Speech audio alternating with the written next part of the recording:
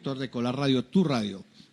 Estamos ya para iniciar el programa La Fábrica de Sueños con el coordinador de este programa, Luis Carlos Muñoz Sarmiento. Luis Carlos, muy buenos días.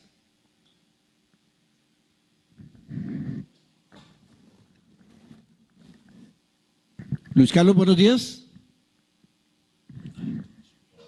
Coordinador, realmente soy el director de...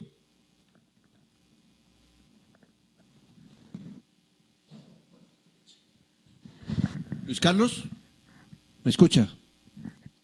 Sí. Aló, Luis Carlos. Sí, aló. Bueno, sí, estaba haciendo la presentación tuya. Bueno, Luis Carlos, ¿qué tema es el que vamos a tratar el día de hoy? Bueno, desde la bóveda interdisciplinaria de La Fábrica de Sueños vamos a hablar hoy sobre un clásico del cine erótico. Es un clásico erótico, una de las mejores películas en ese sentido. Se llama El Imperio del año 1976 del japonés Nagisa Oshima. ¿Sí? Sí, eso es. Listos. Bueno, si quieres damos comienzo de una vez, Luis Carlos. Bueno. Entonces voy con el texto. El título del ensayo es Obra contracultural, más allá de naturalismo, melodrama, que eran los géneros de la época en Japón, el documental y la pornografía. El poder no cambia a las personas, solo les quita la necesidad de fingir. El justo protege, el ambicioso abusa, el inseguro se vuelve tirano. No es el poder el que corrompe, es el verdadero rostro de cada uno el que emerge cuando ya no hay miedo a las consecuencias. Esta es una frase atribuida a Anthony Hopkins, no está certificada, pero de donde yo la tomé decía que era de Anthony Hopkins. En otro lado la he encontrado como probablemente de otras personas, pero no tiene autoría. Lo que enseñamos al sujeto a reconocer como su inconsciente es su historia. Jacques Lacan. El arte es magia liberada de la mentira de ser verdad. Theodor Wiesengrund Adorno. Amar a tu país es algo extraño. Sacar pecho de orgullo nacional y contarle a la gente lo maravilloso que es tu país, no es amar a tu país tal como yo lo veo. Tienes que contar la verdad sobre tu país, sea la que sea. Nagisa Oshima. Entonces, ahora sí vamos con el texto. Historia basada en hechos reales, ocurrida circa 1936, que narra el vínculo entre la puta Sada Abe y el hombre casado y dueño de un burdel, Kichi-san, mezcla de pasión, deseo, erotismo, pornografía, sadomasoquismo. En su prurito por el deseo, la pareja rebasa sus propios límites a fin de lograr el placer supremo hasta que cae en una espiral de violencia contra ella misma.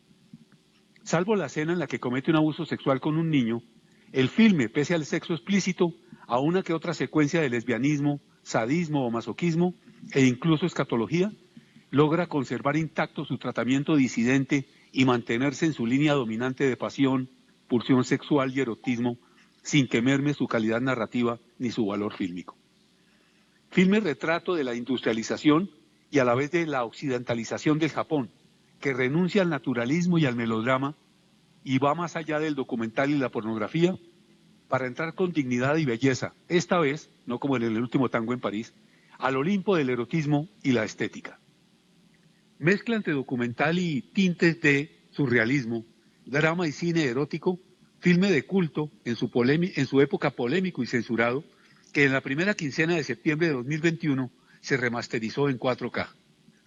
El imperio de los sentidos no se adentra en la historia de sus personajes, Sada y Kichi, sino que gira alrededor de la primera, esa puta, esa mujer si se prefiere, que con su carisma y belleza naturales enloquece primero a sus colegas geishas y luego desestabiliza emocionalmente al segundo, hombre casado pero a la vez dueño de burdel, que hace lo que quiera con sus geishas y las acuesta cuando sea necesario, sin detenerse en su físico o en su edad, salvo como puente para saciar su placer a todas luces insaciable y por lo cual tendrá el fin que la historia real describe.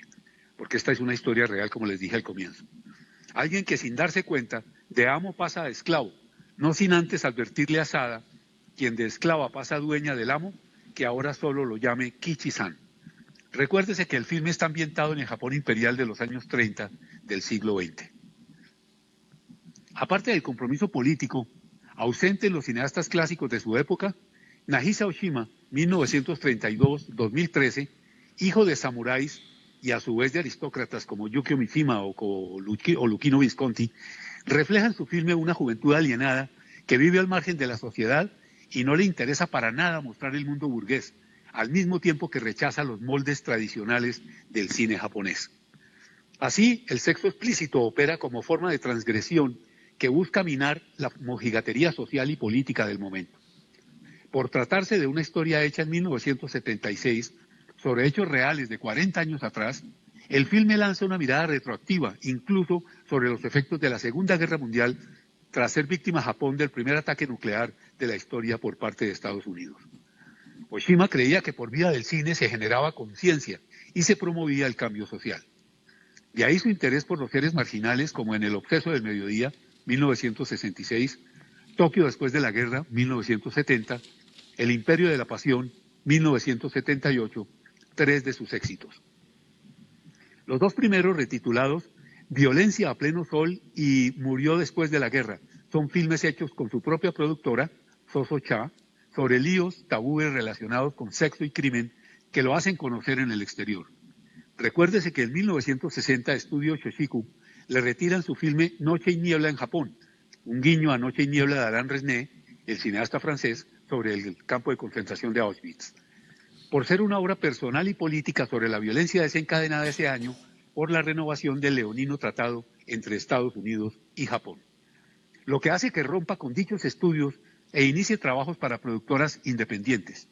Además, el traspiés de El Revolucionario, 1961, sobre la revuelta de cristianos en el siglo XVII, que es el mismo tema de Silencio, 2016 de Martin Scorsese, lo manda a trabajar en televisión por 3 años, hasta que en el 64 regresa al cine con la Socio Cha. Hasta 1972 realiza 13 filmes sobre los tabúes citados.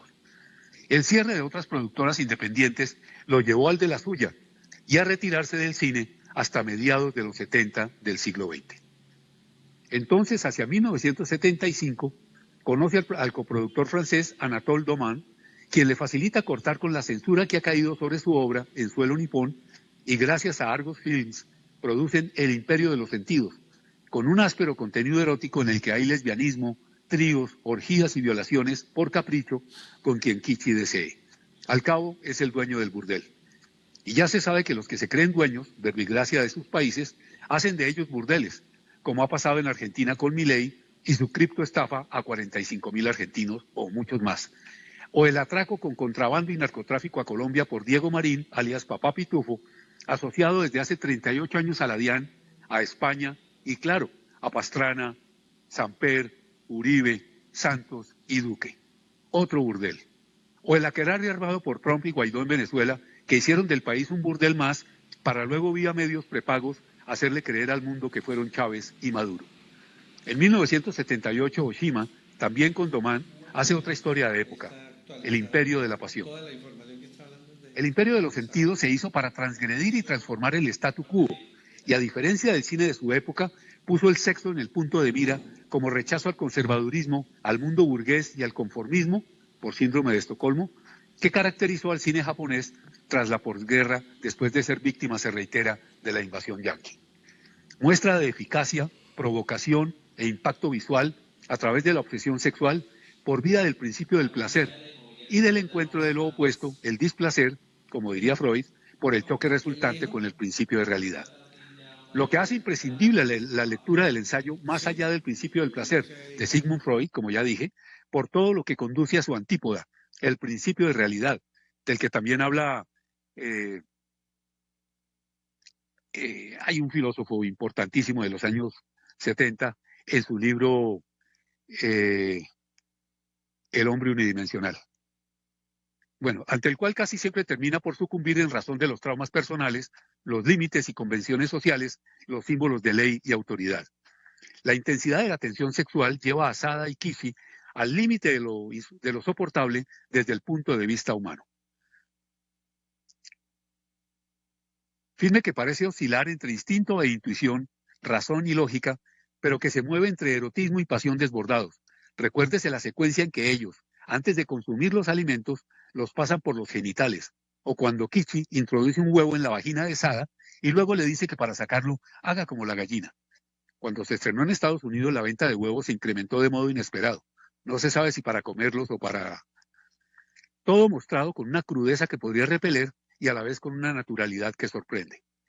Como quien permite aprender que el arte es una magia que se libera de la farsa de tener que ser verdad, pero que puede ser verdad por su implícita sensibilidad, verosimilitud, humor, en fin, inteligencia. La intensidad de sus actos amatorios los lleva a experimentar con el sexo, incluso anal, así eso sea muy obvio hoy, y el alcohol, sake y shoshu, antes de pasar a otros modos de autocomplacerse sin pensar siquiera en comer. La ansiedad de ella por él parece insaciable, y lo es. De la aparición de un tercero en discordia, que nada importa para Kichizo Ishida, nombre completo de Kichi-san, el veterano intelectual sobre el que habla con Sada antes de que vaya a visitarlo, se deriva el cambio del placer al displacer e incluso del gozo y la risa al dolor y la tristeza antes de la caída final en la castración, es decir, en la muerte o fin de la historia real. Así, cuando el profesor Omiya le pide a Sada que lo golpee para excitarse, ella entra en terreno del sadismo, el que luego a su vez practica para poco a poco ir cayendo ambos en el masoquismo. Tras los golpes surge la figura del cuchillo, objeto que a partir de ahí es sucedáneo tácito de amenaza, violencia y por fin muerte. Sada es no solo el mensaje, sino la mensajera de Tánatos, pues ya Eros no lo satisface por el placer, sino apenas por el displacer.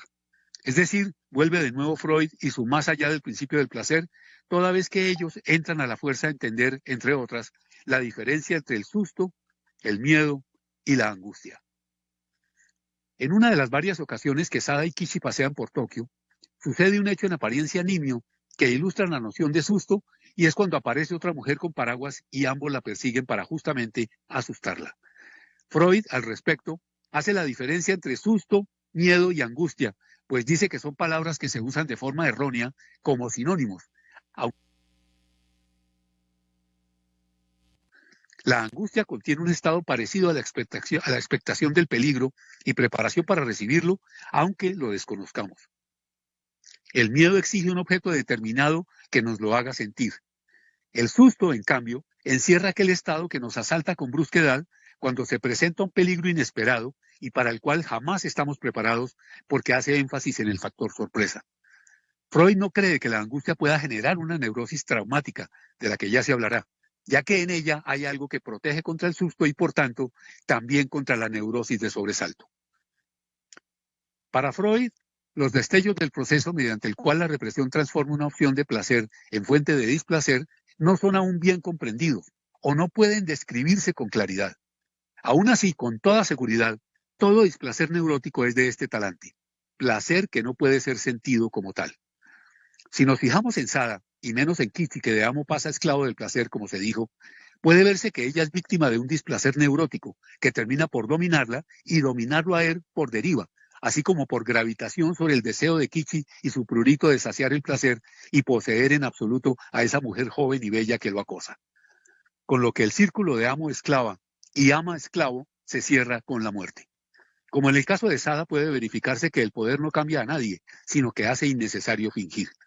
Puede verse que la tímida e insegura mujer deviene tirana. Su poder sobre él no la corrompe. Apenas surge su verdadero rostro al perder el miedo a las consecuencias. Si quieres, Luis Fernando, vamos a comerciales, como tú decías. Bueno, ok.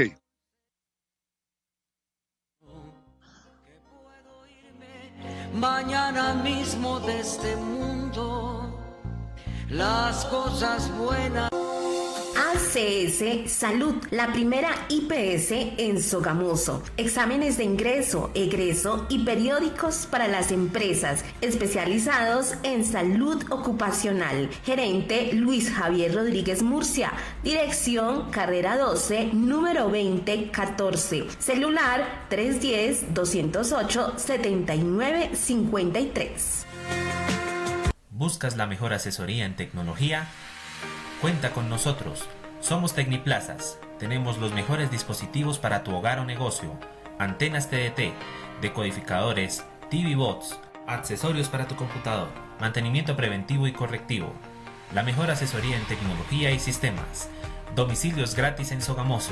Recuerda, somos Tecniplazas. Oficina virtual 321-784-3169.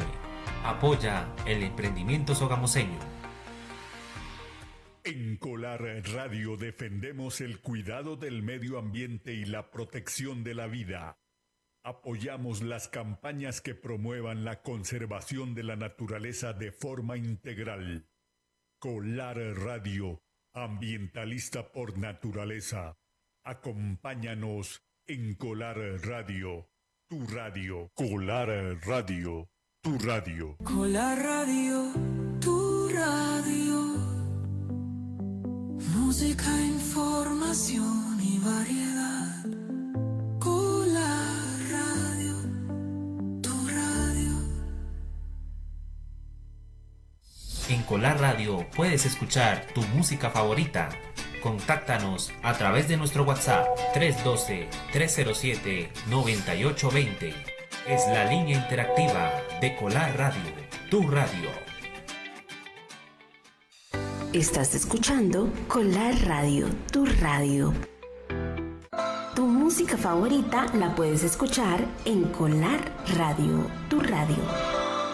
Colar Radio, tu radio. Música, información y variedad. Colar Radio, tu radio.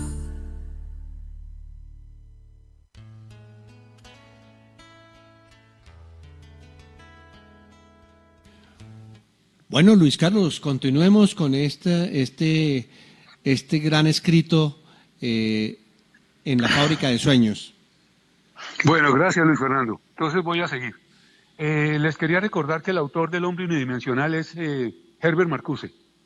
Bueno, aparte del afán por mostrar a Japón dentro de la modernidad, entendido bajo el concepto de libertad, de estar como muchos otros filmes dentro del límite entre pornografía, promiscuidad y arte, y en fin, de alzarse sobre los demás gracias a la manera como el cineasta japonés hace uso de un estilo de narrar único, particular, específico, el Imperio de los Sentidos se yergue como obra de arte clásica, aún atípica, por su capacidad y eficacia para mostrar el llamado inconsciente. Hay que recordar a Lacan, quien señala, reitero, que lo que se enseña al sujeto a reconocer como su inconsciente no es otra cosa que su historia. O a Sigmund Freud, hay una historia detrás de cada persona. Hay una razón por la que son lo que son. No es tan solo porque así lo quieran. Algo en el pasado los ha hecho así y algunas veces es imposible cambiarlas. Aunque no se sepa la historia real de Sada ni de Kichi, la atmósfera diegética, es decir, interior del filme, creada por Nagisa Oshima, permite avisorar su carácter y el tránsito del placer, amar, al displacer, matar. Freud señala que tras graves conmociones mecánicas, choques de trenes u otros accidentes en los que hay peligro de muerte, a los que agrego el robo con criptomonedas por más de 125 millones, aunque ya después aparecieron 250 millones de dólares y ahora van en 4.600 millones de dólares, perdidos por culpa del señor presidente Javier Milei. Suele aparecer una perturbación, de tiempo atrás sabida y descrita, a la que se llama neurosis traumática. La horrible guerra que pasó, la Primera Guerra Mundial, ha hecho surgir una gran cantidad de dichos casos y puesto fin a los intentos de atribuir dicho mal a una lesión del sistema nervioso producida por una violencia mecánica. El cuadro clínico de la neurosis traumática se acerca al de la histeria por su riqueza en análogos síntomas motores, pero en general lo supera por los acusados signos de malestar subjetivo, como los presentados por melancólicos o hipocondríacos, y por las pruebas de más amplia astenia o falta de energía vital y mayor quebranto de las funciones anímicas. No se llega aún a una completa inteligencia de las neurosis de guerra ni de las neurosis traumáticas en los tiempos de paz. Así es en el caso de Sada, mujer, no puta, obsesionada por el pene de Kichi, la pasión mutua por devorarse más que comerse, para luego entrar en la violencia física hasta disolver las fronteras entre goce y bienestar y por fin caer en angustia y muerte por malestar metafísico. El que Oshima recurra al psicoanálisis en un país que por tradición lo desprecia, anotan los críticos, da relevancia a la originalidad del enfoque, al valor del tratamiento, a la riqueza de planos, encuadres y movimientos de cámara. A ello se suma la audacia e irreverencia del guión y, cómo no, el título original japonés, Ai no Korida, que remite a las fuentes tomadas por Nagisa Oshima en esa época. Las del etnógrafo Michel Leiris, el antropólogo y pensador Georges Patel, ambos escritores franceses. Su traducción al francés, L'Empire des Signes, es una ironía que viene del libro L'Empire des Signes, 1970, o El Imperio de los Signos, de Roland Barthes, obra que revela el choque desde la óptica occidental sobre el valor dado al símbolo en Japón. Al respecto, cabe decir que el filme no deconstruye a fondo la condición de Sada Abe como personaje del folclore nipón, sino que se radicaliza en las relaciones de poder entre ella y Kichi-san. Se ha escrito mucho, y muy mal, acerca de que es también una exploración de los signos enfermizos del erotismo en la cultura de Japón y de su obsesión tanática. El cineasta ha sido atacado por usar secuencias de sexo explícito, como si eso fuera de uso exclusivo gringo, para captar la atención del espectador, pero Oshima observa que justo el sexo explícito es uno de los factores nodales del diseño del filme. El asunto del folclore se trata de forma más directa en otro filme exponente del Pinku Eiga, término japonés, o filme rosa, una mujer llamada Sada Abe, 1975, dirigido por Noboru Tanaka, y que narra la historia de la hija de un rico comerciante que es expulsada por él de su casa tras descubrir que perdió su virginidad en una violación, lo cual desde adentro habla de una visión permeada por el ente patriarcal machista. Por contraste, existe la leyenda de que Sada Abe fue violada a los 15 años por uno de sus conocidos y que, aunque sus padres la defendieron y apoyaron, al filo del tiempo devino una adolescente difícil. Al tornarse más incontrolable e irresponsable, fue vendida por sus padres a una casa de geishas en Yokohama, hacia 1922, con el anhelo de hallarle un lugar en la sociedad que implicara un rumbo mejor. Se estrenó un año antes de El Imperio de los Sentidos, el 8 de febrero de 1975. Al año siguiente, Tanaka realizó The Watcher in the Attic, o El Vigilante en el Ático, filme que habla del propietario de una pensión que vive muy interesado en observar los extraños encuentros que ocurren bajo su techo. Un día ve que una prostituta mata a un cliente y decide en su buen juicio que encontró a su alma gemela. En suma, se trata de una pieza más comercial que artística y que forma parte de los géneros crimen, horror y misterio, o sea, cual si fuera un producto más made in Hollywood, aunque sea uno menos made in Japan. Al contrario de esta historia, El Imperio de los Sentidos, por vía de Oshima, recuerda lo extraño que resulta amar a un país sin más, hacer exhibición de barato patriotismo o de nacionalismo a ultranza, porque esa es la moda, o contarle a un coterráneo o a los visitantes de distintos lugares del planeta que tenemos el país ideal, así solo sea el de Cucaña, mientras un alcalde oculta entre la sombra triste del árbol clandestino el prostíbulo infantil a cielo abierto más grande del planeta. Y todo el mundo lo sabe, pero prefiere callar porque le resulta mejor la especulación, la mentira, la farsa, que la temida y no amada verdad. Cuando de lo que se trata preciso es de contar la verdad sobre tu país, sea la que sea, no la que los medios de intoxicación y engaño hacen pasar a diario por verdad, pero que antes es posverdad. A ello se opone con todas sus fuerzas Oshima y ofrece su verdad, una que quizás moleste, pero que jamás oculta ni miente, para dejar claro que el auténtico artista no busca agradar a nadie. En conclusión, El Imperio de los Sentidos es un filme contestatario, contracultural y, si se quiere, hedonista. En fin, un drama erótico y una tragedia coetánea metafísica que, en el caso de Nagisa Oshima, nada tiene que ver con folclore, en tanto expresión naturalista o romántica. El presunto libertinaje del filme no es más que la actitud antihegemónica para luchar por una sociedad que no sea diezmada por la guerra, que quiere evadir la miel pequeño burguesa y, más allá, evitar la occidentalización del Japón. Sus personajes son, en la práctica, proletarios que no se dejan llevar por los prejuicios y se atreven a encarnar el escándalo frente a los niños del inicio que atacan al viejo. A su vez, Sada desafía sin titubeos a la proxeneta mayor que le enrostra su autoridad y aquella le saca un cuchillo, la misma arma que la llevará al descarrío de cara a su amor imposible que fue posible. Kichi, por su parte, como dueño del burdel, se mete con las geishas que en su control desea y va por las calles con Sada cogida de su moreno pene. Y esto se dice porque alguien piensa que los japoneses son amarillos. Para ellos no existe el compromiso, mucho menos la obligación con sus vecinos, ni con su gente, ni con su país. El único vínculo estrecho es con el hedonismo, así esté exento de comida y no haya más ni mejor aliciente que el sexo. Si a este se le suma el humor del inicio, puede decirse que ahí están los factores, sexo y humor, que junto al amor desquician al poder y lo incitan a controlarlo, a la vez que dicho poder está ocupado en asuntos mucho más rentables que meramente placenteros. Por ello, quizás no en vano, un crítico cuenta que en Inglaterra el filme fue censurado por aquella secuencia en la que hay una niña, aludida al comienzo, y un niño, y a este Sada lo persigue y le golpea su pequeño miembro, pero no por la secuencia final en que de modo explícito aquella le corta a su amante el viril miembro. Miembro incrustado en el inconsciente machista, patriarcal y androfalocéntrico de una sociedad que ve la paja en el ojo ajeno, pero no la viga en el propio. Así se ceba con la mujer machicida, pero descuida al sujeto feminicida. El cine de Nagisa Oshima, a grandes rasgos, es producto de la represión a la que se sintió sometido en distintas épocas de Japón, que más tarde le llevó a experimentar empatía por sus congéneres y a hacer filmes sobre la gente que allí es oprimida, como la que llega de Corea o los nativos de Okinawa, tal como él lo señala.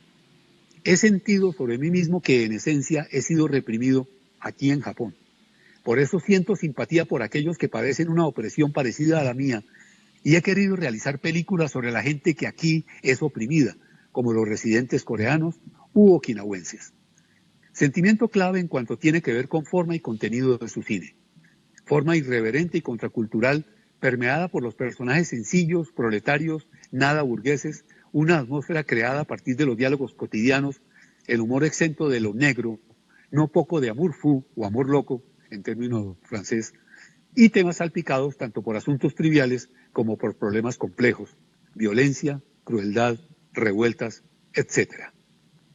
Así, para terminar, El Imperio de los Sentidos es una obra contracultural, disidente, hecha de forma deliberada, al margen de la industria cultural hegemónica y que deja atrás los géneros dominantes de la época, el naturalismo y el melodrama, el documental y la pornografía, para desnudar literalmente al país, el Japón, y mostrar la verdad, así sea la relativa verdad, la personal y única singular verdad de Nagisa Oshima, sea la que sea o la que el espectador sea capaz de descubrir, tras quitarse el velo de la historia oficial que le cubre la cara e impide ver lo que la mayoría ve, pero no pocos callan.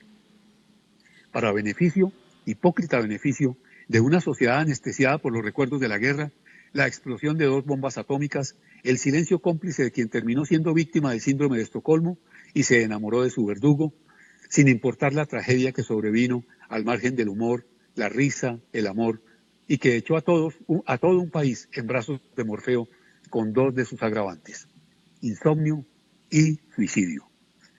A Santiago y Carito, seres exentos de prejuicios y habitados por un humanismo que deja atrás las taras. A Valentina, quien tanto me ayuda en mi tarea de liberación permanente y de justicia hacia los otros. Al pueblo palestino, en su tarea de enrostrarle la verdad al invasor sionacista, cueste lo que cueste. Muchas gracias, Luis Fernando, muchas gracias a los oyentes de Colar Radio. Bueno, Feliz muchas día. gracias, Luis Carlos. Un tema No, con muy todo gusto, importante. Ustedes, amigos oyentes, tienen la oportunidad de la cita todos los miércoles de 10 a 11 de la mañana con la Fábrica de Sueños, con la coordinación de Luis Carlos Muñoz Sarmiento. La dirección, Luis. La dirección de Luis Carlos Coordinación, Muñoz dirección. Sarmiento. Sí, gracias, Diego. Quien es el que ejecuta este programa y lo realiza todos los miércoles de 10 a 11 de la mañana. Damos las gracias a Luis Carlos, a todos los oyentes que estuvieron participando en el día de hoy. Recuerden que si no pudieron escucharlo, pueden conectarse a través del Facebook Live de Colar Radio y visualizarlo, y también se puede visualizar en YouTube, ¿no? Entonces, están cordialmente invitados para las personas que no pudieron escuchar este contenido, lo pueden visualizar por Facebook y YouTube. Bueno, muchísimas gracias, Luis Carlos, y en 8 días con todo nuevamente. gusto. Bueno, viejo, bueno. Bueno, gracias. Bueno, me alegro. Chao. Bueno, que esté bien.